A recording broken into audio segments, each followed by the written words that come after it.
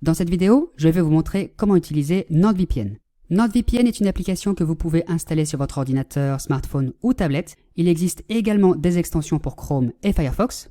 Ici, je vais vous montrer comment l'utiliser sur un ordinateur, mais c'est le même principe sur smartphone ou tablette. Voici l'interface, qui est plutôt jolie, en comparaison à d'autres VPN, dont l'interface est assez sobre. Seul bémol, elle n'est disponible qu'en anglais à l'heure actuelle. D'après nos informations, la version en français serait en cours de développement, à confirmer.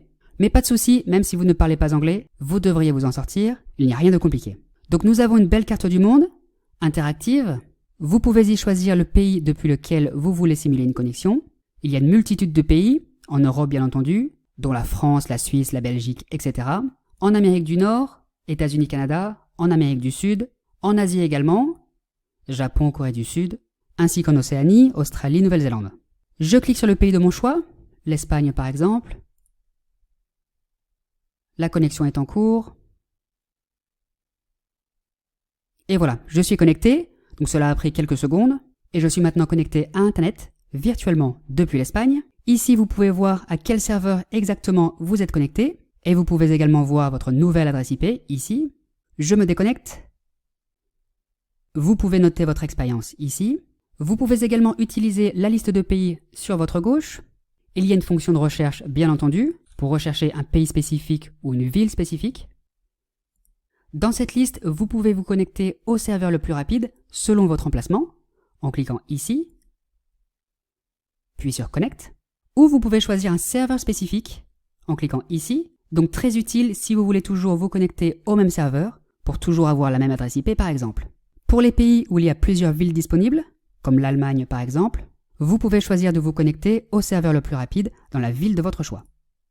Vous avez également accès à des serveurs spécialisés, P2P pour le téléchargement en peer-to-peer, Dedicated IP pour avoir une adresse IP dédiée. Il propose des IP dédiés en France, aux États-Unis, au Royaume-Uni, aux Pays-Bas et en Allemagne, WVPN pour encore plus de sécurité et Onion over VPN pour une confidentialité absolue.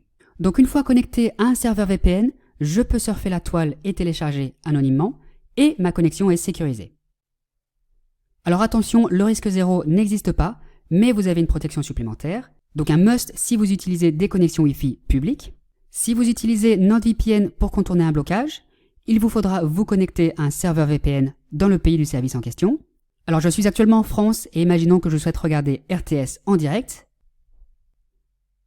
Comme vous pouvez le voir, je n'ai pas accès au stream. RTS est une chaîne suisse. Donc je choisis la Suisse dans la liste des pays. Je clique ici. La connexion est en cours. Me voilà connecté. Je rafraîchis la page du stream. Je clique sur lecture. Et voilà, j'ai maintenant accès au contenu. Le stream est de bonne qualité. Il n'y a pas de lag, pas de latence. Même principe si vous êtes à l'étranger et souhaitez accéder à MyTF1, France TV, MyCanal ou Beansport Connect.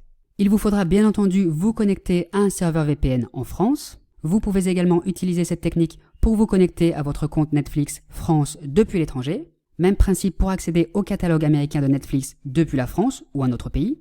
Ici, il vous faudra vous connecter à un serveur VPN aux États-Unis. À noter que si un serveur en particulier ne fonctionne pas, eh bien vous pouvez en utiliser un autre. Comme vous l'avez vu dans cette liste, il y a une multitude de serveurs dans les principaux pays, de très nombreux serveurs VPN en France notamment. Jetons un œil aux réglages et aux différentes options. Je clique ici.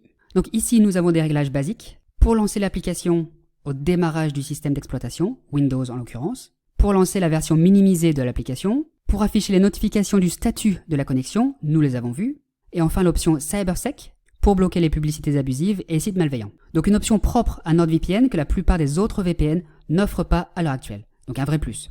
Passons au réglage d'autoconnexion. Vous pouvez donc choisir de vous connecter à un serveur VPN automatiquement au démarrage de l'application. Vous pouvez choisir d'activer cette option sur les réseaux Wi-Fi non sécurisés uniquement. Vous pouvez laisser à NordVPN le choix du protocole, ou vous pouvez le choisir vous-même. Donc OpenVPN pour plus d'anonymat, plus de sécurité, ou NordLynx pour plus de vitesse. NordLynx est en effet un protocole VPN créé par NordVPN et qui est optimisé pour la vitesse. Donc si vous voulez absolument rester anonyme sur la toile, télécharger anonymement, etc., utilisez le protocole OpenVPN. Et si vous voulez streamer, et donc la vitesse est importante pour vous, utilisez le protocole NordLynx. À noter qu'avec ce protocole, la connexion au serveur VPN est quasi instantanée. Faisons l'essai. Je choisis ce protocole. Je me déconnecte et confirme le changement. Je choisis les États-Unis. Et voilà. Donc à peine 1 seconde pour se connecter, contre quelques secondes si vous utilisez le protocole OpenVPN. Si vous demandez à NordVPN de se connecter automatiquement à un serveur, vous pouvez bien entendu choisir le serveur en question, dans le pays de votre choix. Ici, vous pouvez ajouter une liste de réseaux Wi-Fi de confiance. Vous avez une option Kill Switch, bien entendu.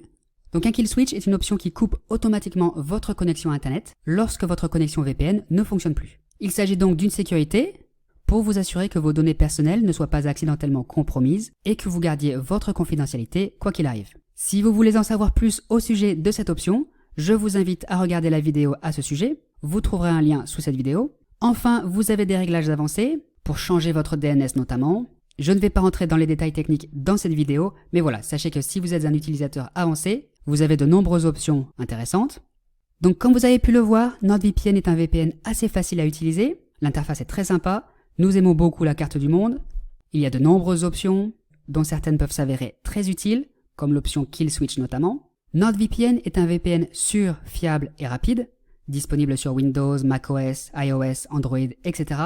Pas de limite de bande passante, une politique zéro log, de très nombreux serveurs, plus de 5550 à l'heure actuelle, dans 59 pays. Donc un des tout meilleurs VPN sur le marché, tout simplement. Si vous n'avez pas encore NordVPN, visitez vpnclub.fr/nord pour profiter d'une offre spéciale ou cliquez sur le lien sous cette vidéo. À noter que NordVPN offre une garantie de remboursement de 30 jours, ce qui veut dire que vous pouvez vous inscrire, profiter du service pendant plusieurs semaines, puis demander un remboursement si vous le souhaitez. Voilà, c'est tout pour aujourd'hui. J'espère que cette vidéo vous a plu. Si vous avez des questions, n'hésitez pas à les poser ci-dessous et nous y répondrons dès que possible. Si vous avez aimé cette vidéo, si vous l'avez trouvée utile, merci de liker et de vous abonner à la chaîne. Merci et à la prochaine.